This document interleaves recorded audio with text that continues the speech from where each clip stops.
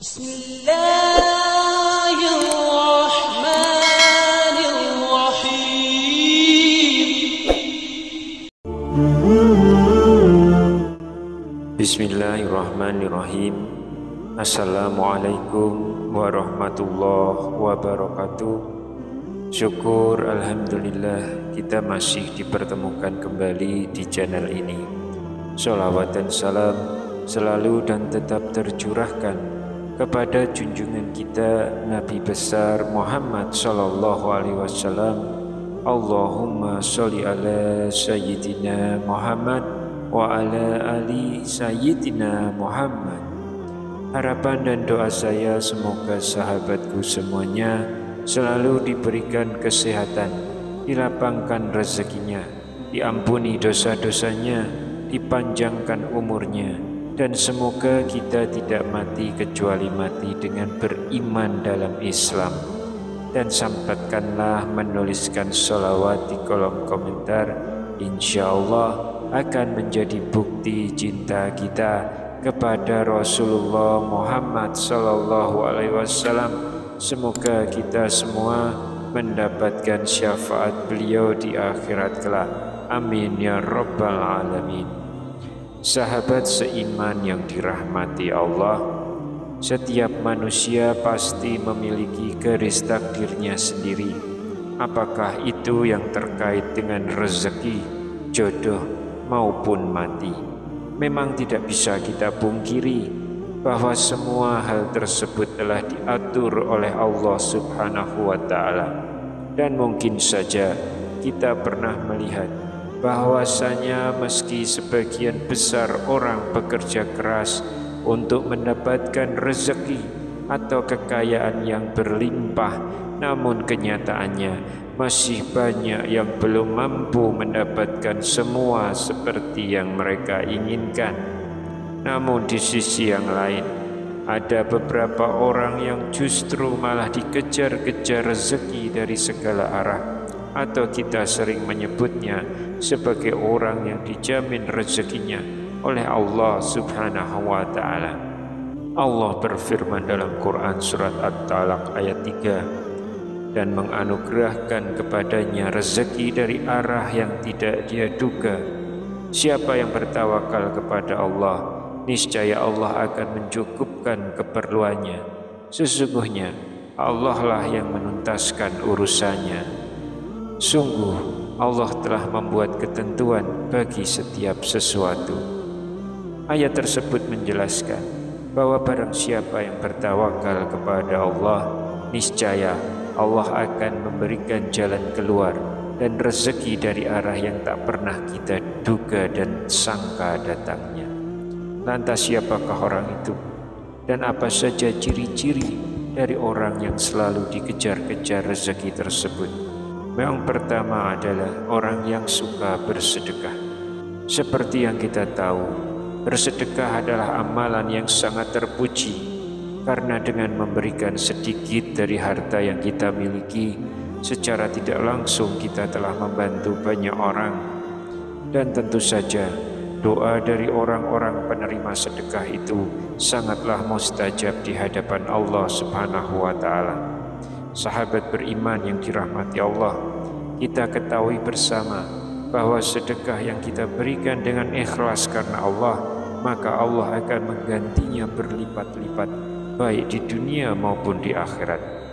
Sudah dijelaskan melalui Quran surat Al-Baqarah ayat 261 yang artinya perumpamaan orang-orang yang menginfakkan hartanya di jalan Allah adalah seperti orang-orang yang menabur sebutir biji atau benih yang menumbuhkan 7 tangkai. Pada setiap tangkai ada 100 biji. Allah melipat gandakan pahala bagi siapa yang Dia kehendaki. Allah Maha Luas lagi Maha Mengetahui. Sahabat beriman yang dirahmati Allah, apakah kita boleh melakukan sedekah, namun dalam hati kita berharap supaya Allah menggantinya dengan kekayaan di dunia? Tentu saja hal seperti ini diperbolehkan selama kita hanya mengharap pada Zat yang Maha Pemberi rezeki, Allah Subhanahu wa Ta'ala, dan bukan mengharapkan rezeki dari seseorang yang akan memberikan kekayaan kepada kita setelah kita bersedekah. Inilah yang tidak dianjurkan, karena berarti kita sudah berharap kepada sesama makhluk ciptaan Allah, sedangkan Allah sudah memerintahkan untuk tidak menggantungkan hidup kita kepada sesama makhluknya, yang menandakan bahwa kita telah menyekutukan Allah dengan sesuatu. Na'udzubillah. Yang kedua, orang yang suka bersyukur.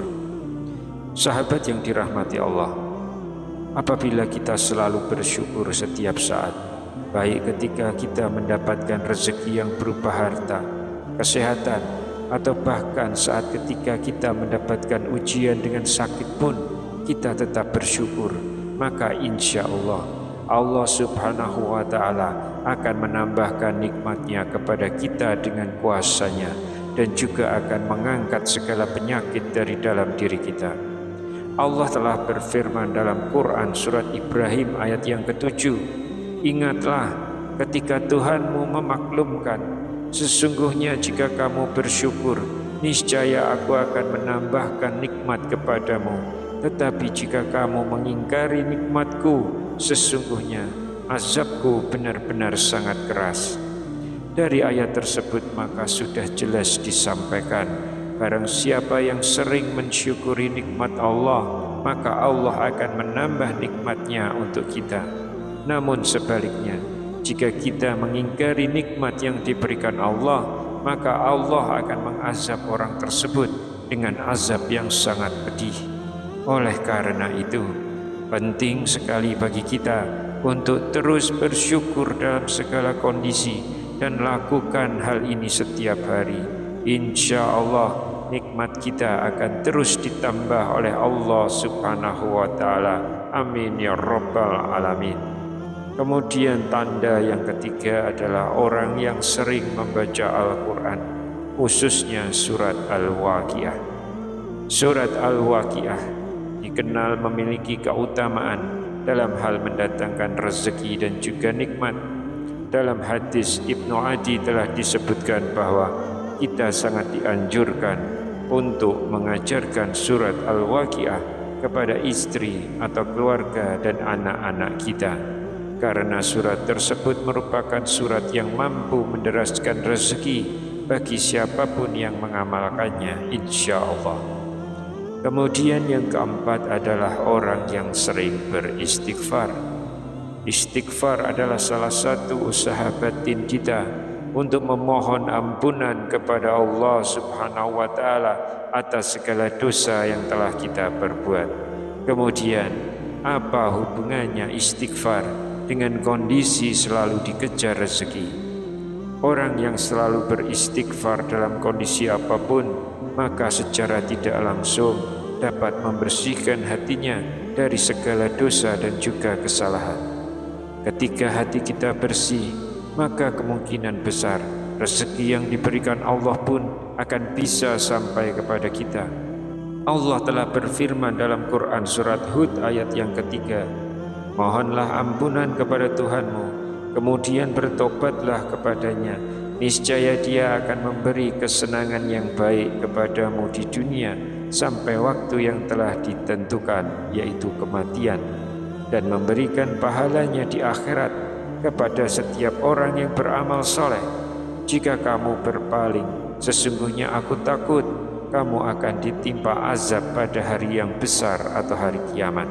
Sahabat seiman yang dirahmati Allah, marilah kita biasakan mulai sekarang untuk terus-menerus beristighfar, supaya hati kita menjadi bersih dan nikmat yang Allah janjikan bisa segera datang kepada kita. Karena seperti yang kita ketahui bahwa Allah subhanahu wa ta'ala menyukai orang-orang yang berhati bersih. Kemudian yang kelima adalah orang yang suka berdoa dan selalu berusaha. Berdoa dan berusaha adalah satu kesatuan yang tidak bisa dipisahkan ketika kita memohon sesuatu kepada Allah subhanahu wa ta'ala. Karena mustahil orang yang hanya berdoa saja tanpa berusaha akan bisa mendapatkan apa yang diinginkan dalam doanya. Oleh karena itu, selain kita berdoa, seharusnya kita juga berusaha untuk mendapatkan hasil dari doa yang kita mohonkan kepada Allah Subhanahu wa Ta'ala. Sebagaimana sebuah ungkapan yang sering kita dengar, manjada wajada, yang artinya barang siapa bersungguh-sungguh akan menemukan hasil yang diinginkan. Kemudian tanda yang keenam adalah orang yang selalu bertawakal kepada Allah Subhanahu wa Ta'ala. Tawakal artinya berserah diri dan menyandarkan hati hanya kepada Allah Subhanahu wa Ta'ala. Orang yang tawakal adalah orang yang sangat yakin bahwa hanya Allah lah yang dapat memberi, memberikan, dan mencegah. Apa maksud dari kata-kata ini? Maksud dari kata-kata ini adalah hanya Allah yang memberi manfaat dari apa yang telah diciptakannya, memberikan nikmat kepada setiap manusia dan seluruh jagat beserta isinya, dan mencegah segala keburukan yang dilakukan oleh manusia maupun setan. Dari Umar bin Khattab radhiyallahu an, Rasulullah shallallahu alaihi wasallam pernah bersabda, seandainya kalian sungguh-sungguh bertawakal kepada Allah, sungguh Allah akan memberikan kalian rezeki sebagaimana Allah memberi rezeki kepada seekor burung yang pergi dalam keadaan lapar dan kembali dalam keadaan kenyang. Hadis riwayat Ahmad, Tirmizi, An-Nasa'i, Ibnu Majah, Ibnu Hibban, dan Al-Hakim. Dari hadis tersebut sudah jelas sekali dikatakan bahwa untuk seekor burung saja Allah sudah menjamin rezekinya. Apalagi kita sebagai manusia yang mau bertawakal hanya kepada Allah, insya Allah rezeki itu tidak akan pernah putus mengalir, diberikan Allah juga kepada kita. Wallahu a'lam bishawab. Demikian yang bisa saya sampaikan di kesempatan kali ini. Semoga dapat memberi manfaat untuk kita semua. Amin ya rabbal alamin. Wassalamualaikum warahmatullahi wabarakatuh.